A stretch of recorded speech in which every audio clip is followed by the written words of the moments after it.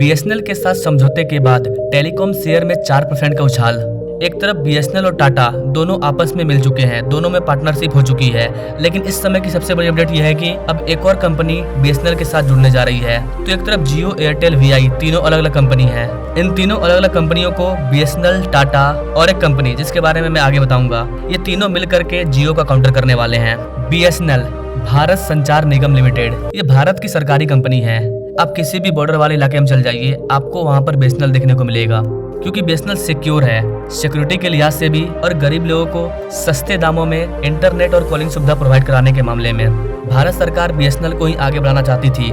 लेकिन इसी बीच जो भारत की दिग्गज टेलीकॉम कंपनी है मुकेश अंबानी की रिलायंस जियो, उसने भारत सरकार के साथ एक प्लान बनाया। पहले अंबानी का रिलायंस फोन चलता था जो कि बर्बाद हो चुका था, और इधर भारत सरकार बीएसएनएल को आगे बढ़ाना चाहती थी। ऐसी कंडीशन में मुकेश अंबानी ने भारत सरकार से बातचीत किया और रिलायंस जियो को लॉन्च किया और कहा कि हम पूरे भारत में इंटरनेट प्रोवाइड करवाएंगे फ्री में। तो भारत सरकार ने लगा चलो अच्छी बात है, एक ही बार में भारत के लोगों को फ्री में इंटरनेट मिल जाएगा, और इन्होंने ऐसा ही किया। आज से लगभग 5-6 साल तक भारतीय लोगों ने इंटरनेट का खूब मजा लिया। आपको बता दें गाइस कि अपने प्यारे भारत में 250 रुपया में हर दिन 1.5 GB डाटा मिलता है, लेकिन अगर आप अफगानिस्तान जाओगे तो वहाँ पर आपको 400-500 रुपया में मात्र 1 GB डाटा मिलता है, वो भी 1 महीने के लिए। ये हाल है अफगानिस्तान, पाकिस्तान का। और भारत में भी 2014 के पहले वही हाल था। शायद आपको याद होगा कि भारत में भी हम लोगों को 1 GB ही मिलता था, लेकिन अंबानी और मोदी के बीच में जो डील हुआ उसके बाद पहले तो 2-3 महीना के लिए रिचार्ज फ्री मिला, उसके बाद 1.5 GB वाला सिस्टम आया।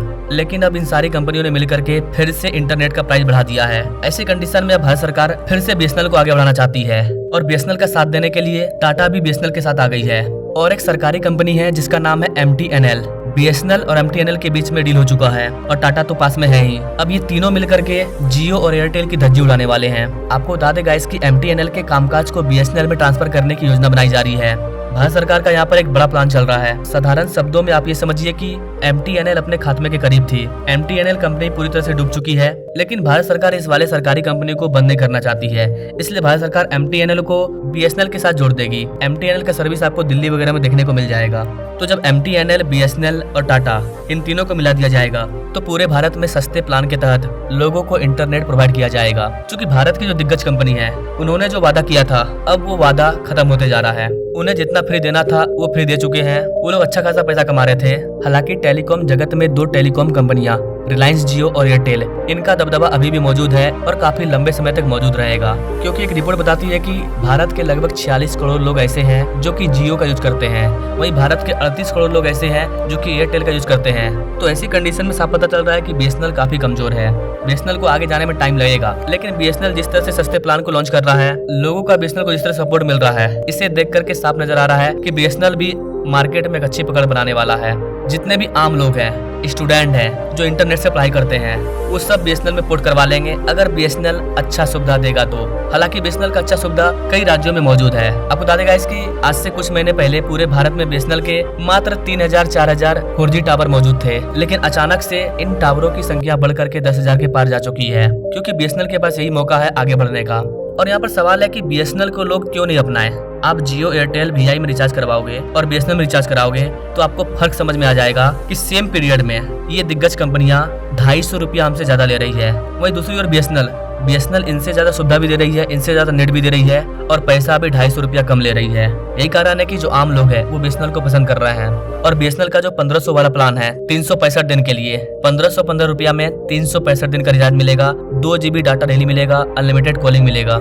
बीएसएनएल का ये वाला प्लान और भी ज्यादा वायरल हो रहा है, क्योंकि अगर इसी प्लान को आप जियो में लेने जाओगे, एयरटेल में लेने जाओगे, तो वहाँ पर आपको 3000 से 3500, 4000, 5000 तक पे करना पड़ सकता है। उसमें भी अलग अलग कई तरह के फीचर हैं। नेटफ्लिक्स, जियो सिनेमा, डिज्नी, हॉटस्टार, इन सब के सब्सक्रिप्शन के साथ चाहिए तो अलग से पे करना पड़ता है। लेकिन एक आम आदमी के लिए, एक आम स्टूडेंट के लिए इंटरनेट काफी होता है। वो लोग इंटरनेट के जरिए यूट्यूब पर पढ़ाई करते हैं। आज के टाइम में बिना इंटरनेट का चलना ये इम्पॉसिबल हो गया है, चाहे वो कोई भी व्यक्ति हो, टीचर हो, बड़ा बुजुर्ग हो, महिलाएं हो, बच्चे हो। लॉकडाउन के बाद से हर व्यक्ति इंटरनेट से जुड़ चुका है। ऐसी कंडीशन में अचानक से इन कंपनियों का पैसा बढ़ाना ये बिल्कुल गलत लग रहा है। सरकार को भी इससे प्रॉब्लम हुआ है और सरकार बीएसएनएल को बढ़ाने का प्लानिंग कर रही है।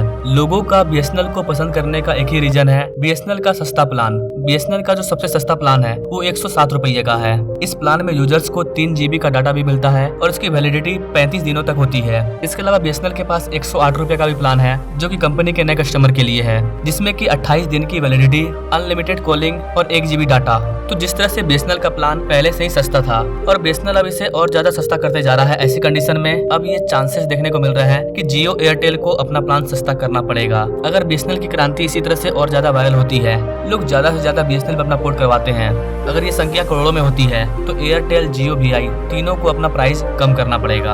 अब ये डिपेंड करता है भारत की आम जनता पर, क्या वो इन प्राइवेट कंपनियों को ज्यादा दाम देना चाहते हैं या फिर BSNL में आना चाहते हैं और इन सारी कंपनियों को आम आदमी का पावर दिखाना चाहते हैं कि आम आदमी का पावर होता है, अगर हम तुमको दुनिया का अमीर व्यक्ति बना सकते हैं तो हम तुमको रोड पर भी ला सकते हैं, हम तुमको ऊपर चढ़ा सकते हैं तो हम तुमको नीचे गिरा भी सकते हैं। अगर अंबानी के जियो के हर एक चीज का बाइकआउट होने लगा तो अंबानी भी आम आदमी बन जाएंगे। सारा खेल शेयर और पैसा का है।